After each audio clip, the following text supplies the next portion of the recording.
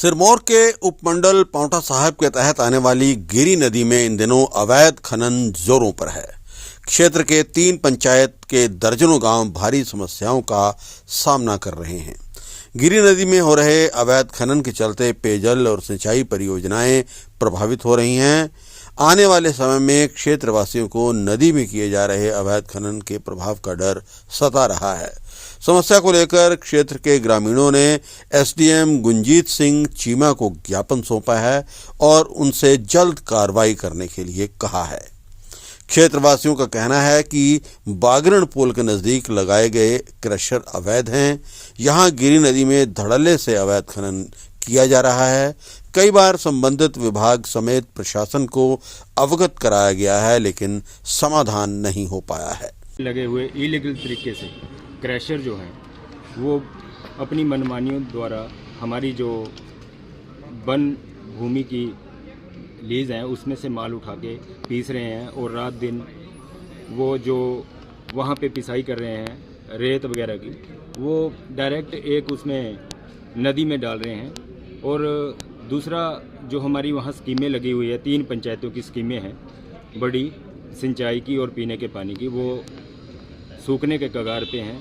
और इस जो ये गिरी नदी है हमारी, ये हमारा जो जल है जो हम पीने के लिए यूज़ कर रहे हैं बोरों द्वारा, स्कीमों द्वारा, ये बहुत जल्द शायद अगली गर्मी तक ये पानी भी सुखा देंगे। जिस हिसाब से ये रात दिन वहाँ खनन करके 2 नंबर में माल उठा रहे हैं और अपनी लीज से बिल्कुल भी अपना माल नहीं छेड़ रहे हैं, तो इनसे हमें बहुत दिक्कत आने वाली है।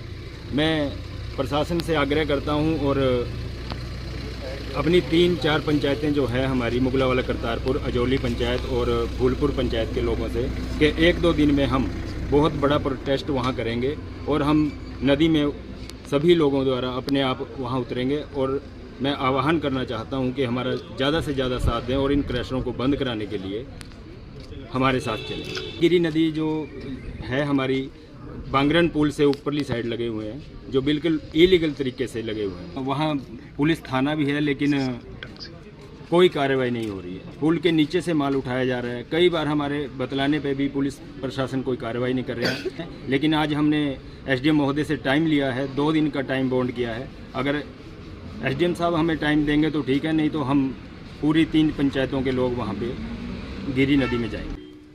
आपको पता है इलीगल माइनिंग बहुत बड़ा इशू हिमाचल प्रदेश में रहा है, पहले भी रहा है, लेकिन नियमों को ताक पे रख के जो ये क्रशरों को एनओसी प्रदान की गई है, अब हम इनके पूरे डॉक्यूमेंट निकालेंगे इनके, क्योंकि हमारे को पता है कि आईपीएच की स्कीमें जो कि लगभग 20 सालों से 30 सालों से 40 सालों से चली आ रही हैं। पेयजल की स्कीमें हैं, ठीक है, सिंचाई की स्कीमें हैं, और ये मैं आपको बता देता हूँ 3 पंचायतों के लगभग 12 गाँव इसकी जद में आ रहे हैं। और 12 गाँव के लिए पानी के लिए, उनके सिंचाई के लिए, उनके पीने के पानी के लिए आने वाले समय में बहुत सा खतरा मंडरा रहा है। उसी चीज़ को हम देखते हुए आज हमने एसडीएम साहब को यहाँ पे ज्ञापन दिया है। और ज्ञापन देने का सिर्फ मतलब हमारा इतना है कि एसडीएम साहब मौके पर आकर देखें गिरी नदी में अवैध खनन किस तरीके से हो रहा है। जो लीज पे भूमि दी गई है वो किन नियमों को ताक पे रख के दी गई है। वहाँ पे उन्होंने लीज की भूमि को 1 इंच भी उन्होंने नहीं छेड़ा है, और जबकि यहाँ पे फॉरेस्ट की भूमि है या जो सरकार की भूमि है उसके ऊपर से उन्होंने इलीगल माइनिंग करी हुई है। सारी डस्टिंग का और सारी गिरी नदी का जितना भी है उन्होंने पानी सोख दिया है लगभग। और मुझे नहीं लगता कि ये गर्मियाँ जो आने वाली गर्मियाँ हैं ये टप पाएंगी उसके ऊपर से, क्योंकि बहुत ही ज़्यादा इलीगल माइनिंग। मैं पत्रकार बंधुओं से भी निवेदन करूँगा कि एक बार, क्योंकि हम प्रोटेस्ट अभी करने वाले हैं, क्योंकि ये 2-4 उद्योगपतियों को, 2-4 पूंजीपतियों को खुश करने वाली बात है। और सरकार के आंखों के नीचे से, बिल्कुल मैं कह रहा हूँ सरकार की आंखों के नीचे से इलीगल माइनिंग हो रही है। पुल के नीचे से बिल्कुल उनके पाए हिला दिए गए हैं।